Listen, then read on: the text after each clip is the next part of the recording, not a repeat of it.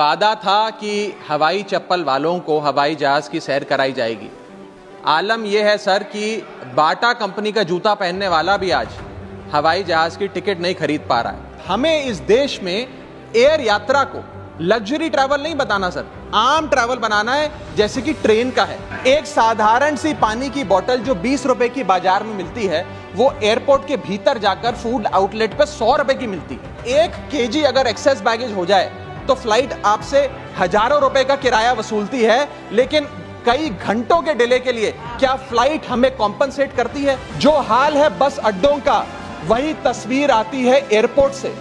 चाय हो या समोसा नहीं मिल रहा 500 रुपए के नोट से। कब तक आम आदमी मरता रहेगा एयरपोर्ट की छत गिरने की चोट से?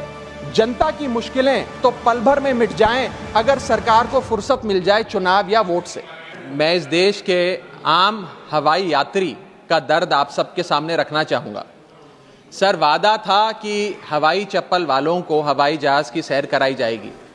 आलम यह है सर कि बाटा कंपनी का जूता पहनने वाला भी आज हवाई जहाज की टिकट नहीं खरीद पा रहा है। Economy class is no more economical sir. मैं आज इस सदन में बहस पे आने से पहले अपने फोन पर फ्लाइट के रेट चेक कर रहा था सर। अगर कल मुझे दिल्ली से बंबई जाना हो तो टिकट 14,000 रुपए की है, वन वे की सबसे सस्ती टिकट। दिल्ली से पटना जाना हो तो 12,000 रुपए की टिकट, दिल्ली से बैंगलोर जाना हो तो 16,000 रुपए की टिकट। और सर वो छोड़िए, संडे के दिन यानी कि परसों मैं अपने क्षेत्र पंजाब से दिल्ली आया, मोहाली एयरपोर्ट से चंडीगढ़ एयरपोर्ट से मैंने फ्लाइट ली और दिल्ली पहुंचा। उस फ्लाइट की टिकट 14,500 रुपए की थी। हम सांसदों को तो फ्लाइट की रिइंबर्समेंट मिल जाती है सर, आप उस आम नागरिक का सोचिए जो इस स्काई रॉकेटिंग एयर प्राइसेस से जूझ रहा है। और एक और दिलचस्प चीज है, एक ही सेक्टर की एक ही दिन की सेम एयरलाइन जो अलग अलग समय पर उड़ती है उसके भी रेट अलग है। आपको सुबह 10 बजे दिल्ली से बंबई जाना, उस एयरलाइन से उस तारीख पे आपको एक रेट मिलता है। 2 बजे की दोपहर की टिकट लेते हैं उसी एयरलाइन पे, उसी दिन पे वो उससे दोगुनी हो जाती है। न जाने क्या लॉजिक है सर। हमें इस देश में एयर यात्रा को लग्जरी ट्रैवल नहीं बताना सर, आम ट्रैवल बनाना है, जैसे कि ट्रेन का है। और सबसे बड़ी बात सर, इस देश में जहाज में उड़ना और जहाज में उड़ के अपनी मंजिल तक पहुंचना आज भी इस देश की बहुत बड़ी आबादी के लिए एक सपना है। अगर ट्रैवल की रफ्तार बढ़ेगी तभी इस देश की रफ्तार बढ़ेगी। सर, दूसरा दर्द जो इस देश का आम आदमी रोज उससे जूझ रहा है वो है ओवर क्राउडेड एयरपोर्ट्स। सर, आज हमारे देश के एयरपोर्ट्स बस अड्डे जैसे बन गए हैं। बस अड्डों से बदतर हालत, बदतर व्यवस्था देश के एयरपोर्ट्स पर है सर। सर, टर्मिनल 1 चले जाइए दिल्ली के, टर्मिनल 2 चले जाइए दिल्ली के, आप हालात देखिए। सिक्योरिटी लाइन से लेकर चेक इन लाइन तक लोग लाइनों में खड़े हैं और लाइनों में खड़े हैं और उसके बाद उनकी फ्लाइट भी इस चक्कर में मिस हो जाती है। एक मुसाफिर सही समय पर फ्लाइट नहीं पकड़ पा रहा क्योंकि वो बेचारा चेक इन और सिक्योरिटी लाइन में ही फंसा रहता है। इतने ओवर क्राउडेड एयरपोर्ट्स आज हमारे देश के बन चुके हैं। सर, आज यात्री का तीसरा दर Honorable members, please let the honorable members speak. Please. Sir, बोलने दीजिए। No, honorable members, please, honorable members. माननीय सदस्य, मेरा समय जा रहा है। Please let him speak. Sir, आज एयरपोर्ट्स पर खाना इतना महंगा है, बाजार के मुकाबले 2 गुना 3 गुना दाम है। एक साधारण सी पानी की बोतल जो 20 रुपए की बाजार में मिलती है, वो एयरपोर्ट के भीतर जाकर फूड आउटलेट पे 100 रुपए की मिलती है। आज यात्री जो इंतजार कर रहे हैं अपनी फ्लाइट का, वो पानी पीकर पेट भर रहा है कि कहीं 250 रुपए की चाय और 350 रुपए का समोसा ना खरीदना पड़ जाए। बताइए सर, एक आम आदमी एयरपोर्ट पर अपने जहाज का इंतजार करते हुए क्या एक चाय नहीं पी सकता? क्या इस पर कोई रेगुलेशन नहीं होना चाहिए? क्या कोई अफोर्डेबल कैंटीन का मैकेनिज्म नहीं होना चाहिए? चौथा दर्द जो आज इस देश के आम यात्री को सर सहन करना पड़ रहा है वो है पुअर कनेक्टिविटी। आज इस देश के कई टूरिज्म स्पॉट्स पे, कई फेमस शहरों तक जहाज की यात्रा नहीं पहुंचती, फ्लाइट्स नहीं पहुंचती, एयरपोर्ट नहीं पहुंचती। कई शहर, अधिकतर शहर ऐसे हैं जहां पर एयरपोर्ट्स नहीं हैं।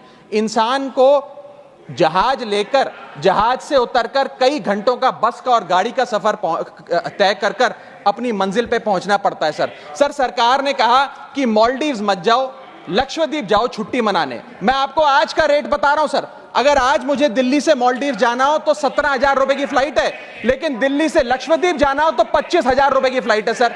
तो बताइए हम मालदीव जाएं कि लक्षद्वीप जाएं? सर चौथा दर्द जो आज पांचवा दर्द जो आज एक आम यात्री को महसूस करना पड़ रहा है वो है sir flight cancellation and delays. Sir एक आम नागरिक अपनी मंजिल पे, अपनी डेस्टिनेशन पे पहुंचने के लिए, जल्द पहुंचने के लिए कभी कभार ट्रेन यात्रा या बस या गाड़ी की यात्रा नहीं करता, वो महंगी टिकट खरीदता है। महंगी टिकट खरीद के अपनी मंजिल पे समय पे पहुंचना चाहता है। और कुछ ऐसे भी लोग हैं जो आर्थिक तौर पे सक्षम नहीं हैं, लेकिन आपातकालीन परिस्थितियों में, इमरजेंसी सिचुएशन में वो भी महंगी जहाज की टिकट खरीदकर जहाज की यात्रा करना चाहते हैं, अपनी मंजिल पे पहुंचना चाहते हैं। लेकिन क्या वो अपनी मंजिल पे समय पर पहुंच जा रहे हैं?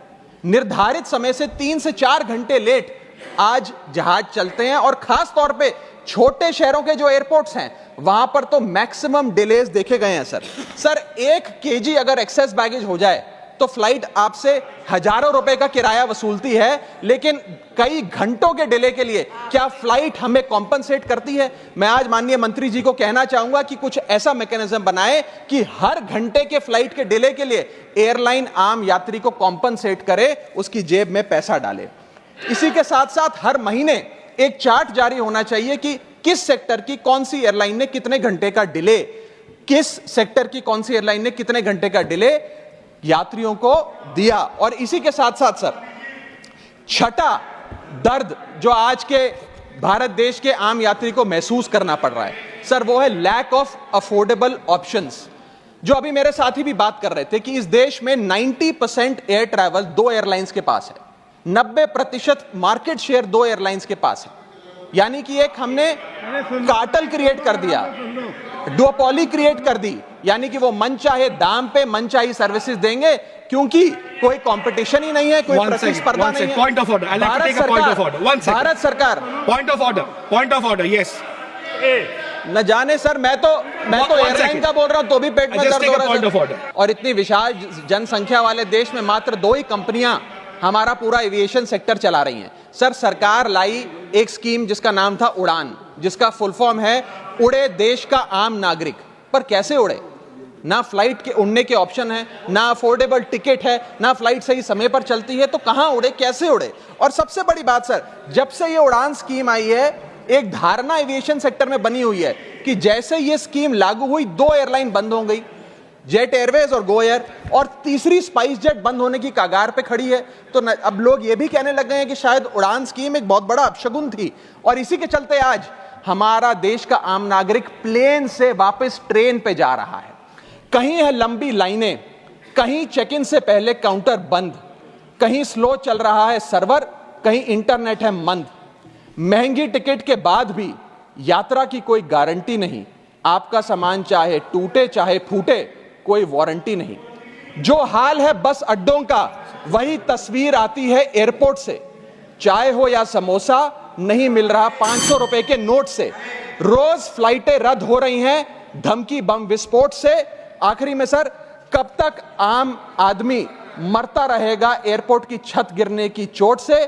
जनता की मुश्किलें तो पल भर में मिट जाएं अगर सरकार को फुर्सत मिल जाए चुनाव या वोट से।